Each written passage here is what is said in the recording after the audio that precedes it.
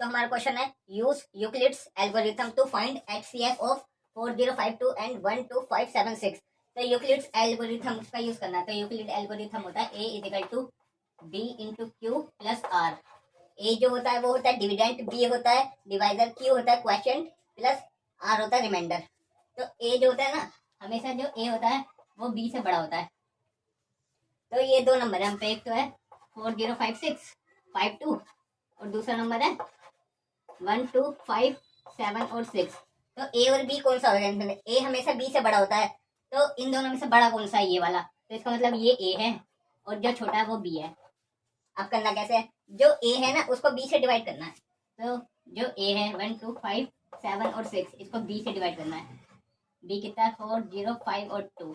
तो देखो 4052 से इसको डिवाइड करेंगे, ये जाएगा 3 times, 3 to the 6, 5 to the 15 और 4 to the 12। ठीक है, तो यहाँ बचा ये 2, यहाँ बचा 4। तो ये 420 बचा जो कि 4052 से छोटा है। तो जब रिमाइंडर छोटा बचता है तो जो ऊपर हमारे डिवाइड था ना उसको अब डिविडेंड बना के और आगे प्रोसेस करते हैं। तो अब ये जो था 4052, इसको 420 से डिवाइड करेंगे। तो 420 से ये कितनी बार जाएगा? 9 टाइम्स जाएगा।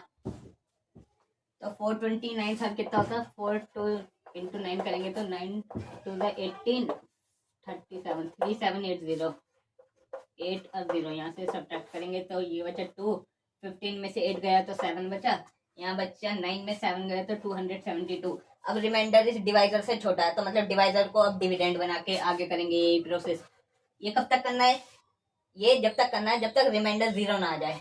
तो अभी 420 लिखेंगे अंदर। तो ये कितनी बार जाएगा? 2 टाइम्स तो इससे बड़ा हो जाएगा तो 1 टाइम काटते हैं। तो 1 टाइम कितना होगा? 272। तो यहाँ बचा 8, यहाँ बच्चा 11 में 7 गया तो 4, यहाँ बच्चा 3 में 2 गया तो 148। अभी रिमाइंडर डिवाइजर से छोटा तो डिवाइजर को और आगे करो, डिविडेंड बना दो। कितना है? 272। ये जाएगा यहाँ पे, अगर हम 2 टाइम्स काटे तो ज्यादा हो जाएगा तो ये भी 1 टाइम्स जाएगा। कितना है? 148। इसको सब्ट्रैक्ट करेंगे, कितना बचेगा? यहाँ पे 4, यहाँ बचेगा 2 और 1, 1 2 4। अभी इससे रिमाइंडर इससे छोटा है, 0 नहीं आया रिमाइंडर, जब तक 0 नहीं आएगा जब तक करना। तो यहाँ 148 कितने टाइम्स कटेगा? 1 टाइम्स, तो 124 ही आएगा यहाँ पे। अभी रिमाइंडर में बचेगा 424। तो अब 124 से दोबारा डिवाइड करेंगे इसे जब तक रिमाइंडर 0 ना आ जाए। तो 24 से ये कटेगा, अगर 5 टाइम्स काटूँ मैं तो 120 होता है। यहाँ बचा 5, ठीक है, सॉरी 5 नहीं 4 बचा यहाँ पे। 4 को अभी 24 से डिवाइड कर दो, कट जाएगा 6 टाइम्स, 24 आ जाएगा। तो यहाँ पे रिमाइंडर में आ गया 0। तो ये जब तक प्रोसेस करना जब तक रिमाइंडर 0 ना आ जाए। अब 0 आ चुका है तो a is equal to B Q plus r लिखेंगे हम। जैसे a होता है हमारे डिविडेंड, डिविडेंड है यहाँ पे 1 2 5 6, 1 2 5 7 और 6 इंटू बी होता है हमारा डिवाइजर 4052 इंटू क्वेश्चन 2 है 3 टाइम्स प्लस रिमाइंडर में आया 420। ठीक है, अब यही प्रोसेस आगे तक लिखना है जब तक रिमाइंडर में 0 ना आ जाए। ये 0 तक का लिखना है। तो अब आगे लिखने के लिए जो b होता है वो a बन जाता है, जो r होता है ना वो अब b बन जाएगा।